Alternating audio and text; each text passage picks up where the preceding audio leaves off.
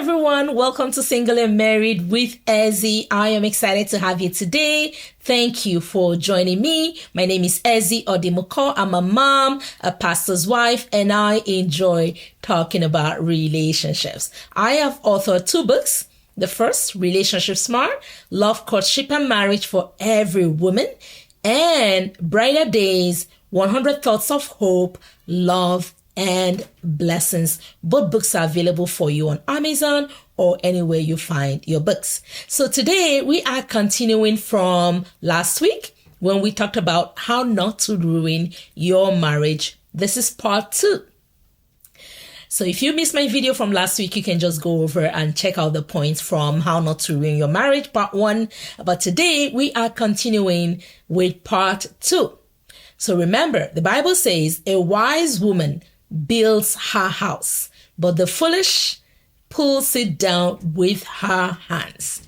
So what that means is that there could be things that you are doing that are ruining your marriage, hurting your marriage, harming your marriage. And we want to identify those so that we can stop it. All right. So these are things to avoid. These are definitely things not to do. All right. So part 2, number 1 point, overspending. Right? We talked about greed the last time. We talked about selfishness the last time. But overspending, right? You're not thinking of the whole picture. You're not thinking of what the family needs, what the marriage needs, right? You just go out, say to buy milk, and you're coming back with a pair of shoes. You're coming back with a new bag that you didn't plan. You didn't budget for, right? And you just overspend in the marriage. That can put undue strain on the resources that the family has, right? On the resources you need for the month, for the home. And that can definitely put a strain on the relationship. So you definitely want to avoid overspending. Find ways to budget, find ways to plan for the things that you want to buy, find ways to discuss and have a conversation over big, purchases so that it is planned and there were no surprises, right? And so the family is living within their means and what they can afford at the time, right? Another point I'd like to share with you today is irresponsibility. So what is even this, right? That is just not being in a marriage, but not really thinking of the marriage, right? You're just not keeping that in mind. You're not aware of the needs of the home. For example, you have a mortgage coming out tomorrow, but you went out today, you spent everything, right? That is just being irresponsible. So you're not being conscious of the needs of the family, of the needs of the home. Are the bills paid? Is the mortgage paid? Is the rent paid? And things like that, right? And we'd want to avoid those things because that could ruin the marriage. You want to act responsibly. And what that means is having a holistic view of where the marriage is at, of what the needs of the family is, what the children need.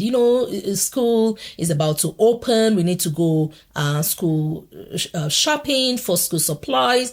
And so that may mean this resource may need to be channeled there, right?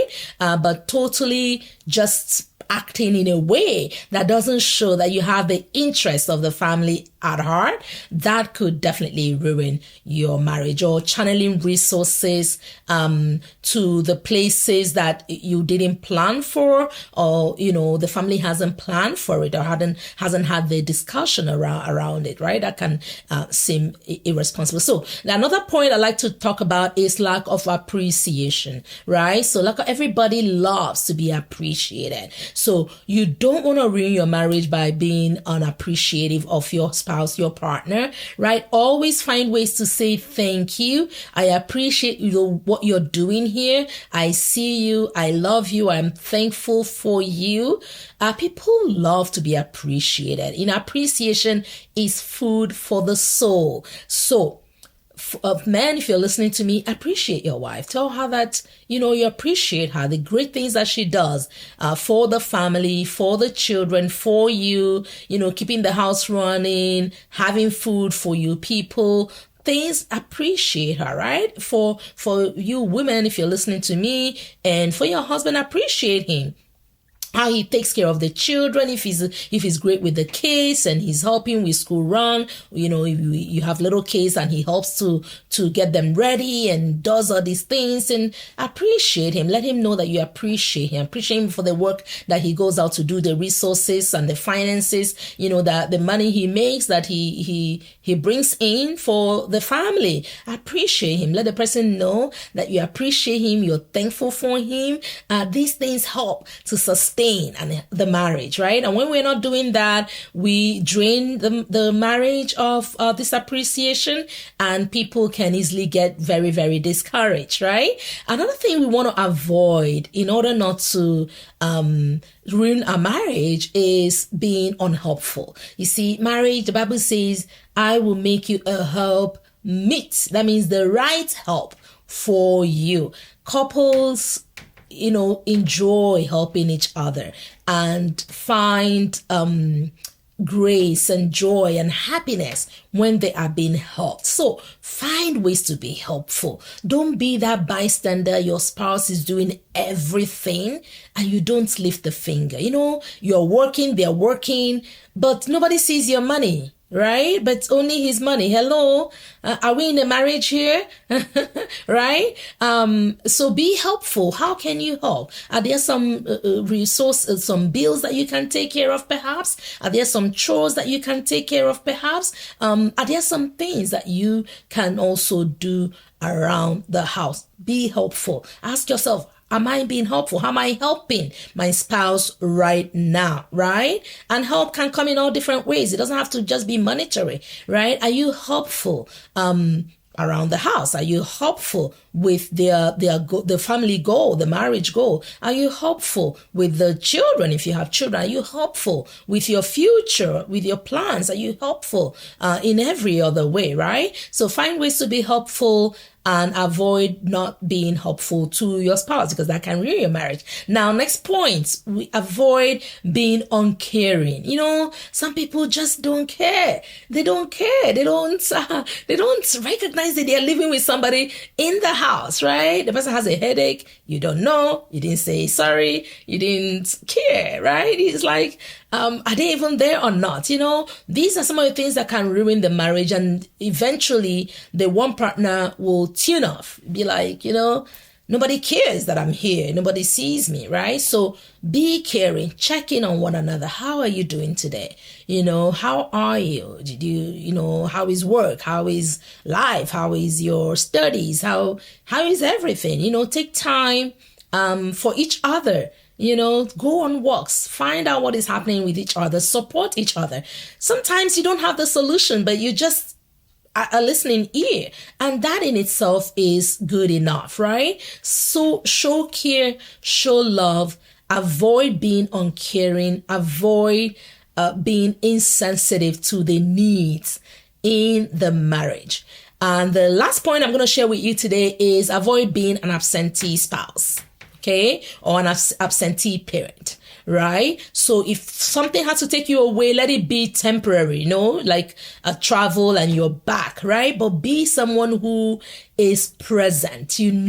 What is going on. You don't have to know the nitty-gritty of everything, but you have an idea. Okay, the kids are back to school, or is back to school, they're going to need supplies, or, a child is not feeling well, or whatever the case is. But you have to be present. You cannot. Remember, and when God made marriage, he said, it is not good for man to be alone. One of the reasons for marriage is companionship. That means you are there to provide companionship to your spouse. You can't do that being absent, right? So if you travel, make sure you're checking in, make sure you're calling every day, FaceTime, you can see each other. If you're around, be present, make time for them, make time that is undivided without the phones.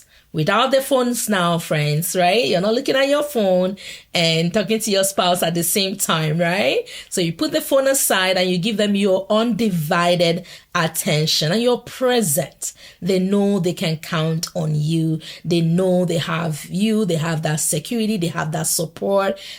These are some of the things. If you do these things, if you begin to put these things in place, or rather avoid doing the negative things we talked about, you are on track to build your marriage and make it happy and a healthy one. Now, I hope these few points have blessed you. If you missed the part one of this video, go back and watch it on my YouTube channel. But I really do hope that you have been blessed by this. If you enjoyed it, share it, subscribe, click on that bell button so that you get notified when I come online. Share it with friends and family so that they too can enjoy and be blessed. Okay, let's share this so that we can build strong homes, strong marriages that are pleasing to God.